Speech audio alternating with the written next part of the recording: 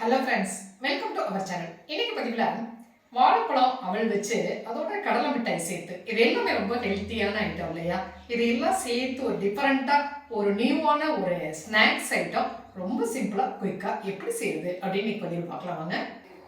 இந்த snacks item செய்கிறதுக்கு நான் இந்த மாதிரி நல்ல ஒரு பழுத்த பழம் 3 பழம் எடுத்துருக்கிறேன். நீங்கள் எந்த பழம் வேணாலும் எடுத்துக்கலாங்க. பெரிய சைஸ் பழம் வந்ததுன்னா 2 பழம் எடுத்துக்கலாம். பழத்தோட தோலை ரிமூவ் பண்ணிடலாம்.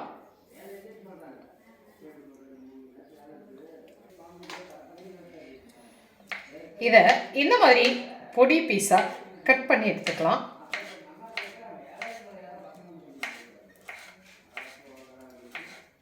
இந்த மாதிரி ஒரு 3 பீஸ் அளவுக்கு நான் கடலை மிட்டாய் எடுத்துக்கிறேங்க. அந்த கடலை மிட்டாயை பொடிச்சுக்கிட்டு மிக்ஸி ஜாரில் சேர்த்துக்கலாம் சின்ன சின்ன பீசஸாக.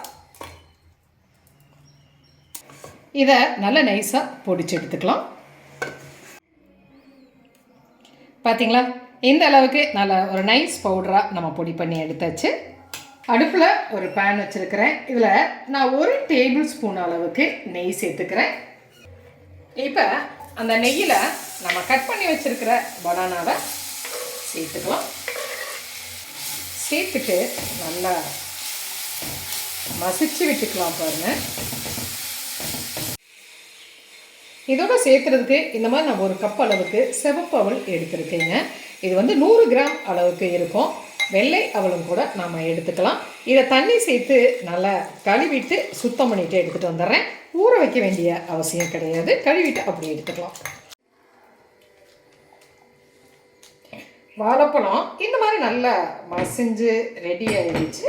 இந்த ஸ்டேஜில் நம்ம கழுவி சுத்தம் பண்ணி வச்சுருக்கிற அவலை இதோட நாம் சேர்த்துக்கலாம்.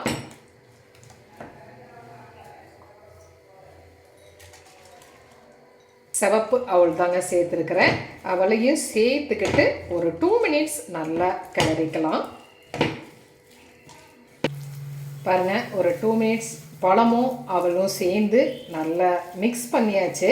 இந்த ஸ்டேஜில் பொடி பண்ணி வச்சுருக்க அந்த கடலை மிட்டாய் பவுடரை நம்ம இதை சேர்த்துக்கலாம்.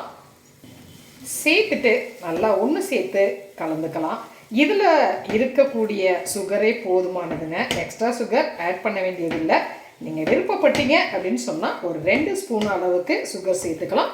ஆனால் நான் இன்றைக்கி சுகர் சேர்த்தலை. இதில் இருக்கிற இனிப்பே போதுமானதாக இருக்குங்க. 1/2 டீஸ்பூன் அளவுக்கு ஏலக்காய் பொடி சேர்த்துக்கிறேன். ஒரு 3 டேபிள் ஸ்பூன் அளவுக்கு தேங்காய் துருவல் சேர்த்துக்கிறேன். பாருங்கள், சேர்த்துட்டு லோ ஃப்ளேமில் வச்சுட்டு இதை இன்னுமே ஒரு 2 நிமிஷம் நம்ம நல்லா சேர்த்து கிளறிக்கலாம்.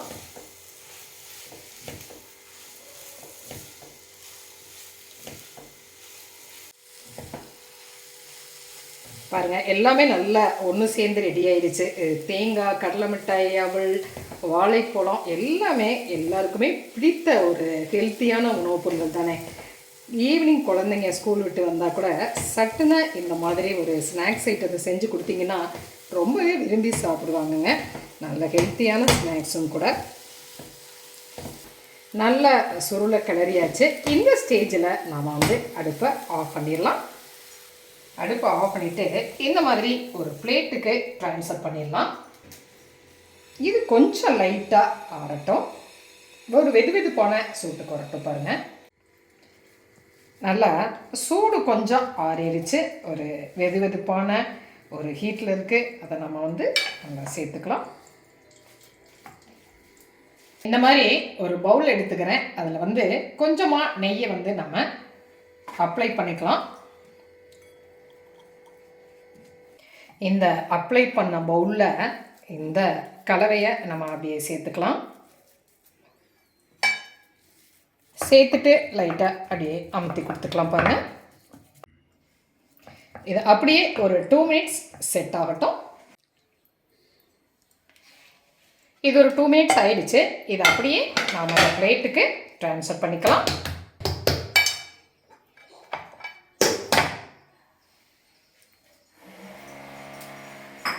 ரெடி ஆயிடுச்சு. இதை இந்த மாதிரி பீஸ் போட்டுக்கலாம்.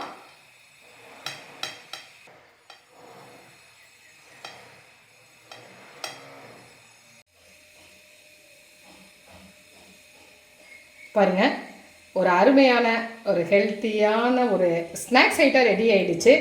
குழந்தைங்க கேட்கும்போது கூட நம்ம இந்த மாதிரி ஹெல்த்தியாக செஞ்சு கொடுத்தோம்னா ரொம்பவே லைக் பண்ணி சாப்பிடுவாங்கங்க. எல்லாருக்குமே இந்த கேக் ஐட்டம் ரொம்ப பிடிக்கும்.